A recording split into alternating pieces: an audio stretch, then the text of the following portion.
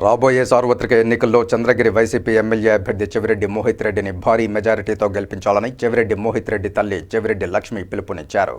Tirupati rural Tiruchanur గ్రామ పంచాయతీ పరిధిలో గల లక్ష్మీనగర్లో మీతోనే మీ మోహిత్ అనే కార్యక్రమాన్ని కోలాహలంగా నిర్వహించారు.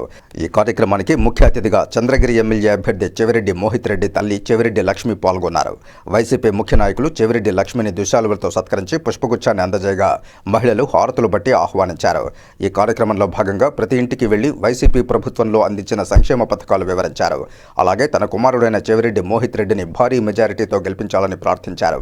ఈ సందర్భంగా చెవిరెడ్డి లక్ష్మి మాట్లాడుతూ మన రాష్ట్ర ప్రభుత్వం ప్రతి పేదవానికి సంక్షేమ పథకాన్ని అందించడమే లక్ష్యంగా పనిచేసిందని అన్నారు. రాబోయే సార్వత్రిక ఎన్నికల్లో వైసీపీ ప్రభుత్వమే అధికారంలోకి వస్తుందని ధీమా వ్యక్తం చేశారు. ఎమ్మెల్యే చెవిరెడ్డి భాస్కర్ రెడ్డి ఆధ్వర్యంలో జరిగిన అభివృద్ధి పనులను వివరించారు. చెవిరెడ్డి మోహిత్ రెడ్డిని ఎమ్మెల్యేగా గెలిపిస్తే మరింత అభివృద్ధి పరుస్తారని స్పష్టం చేశారు. చెవిరెడ్డి మోహిత్ రెడ్డిని భారీ మెజారిటీతో గెలిపించాలని అభ్యర్థించారు.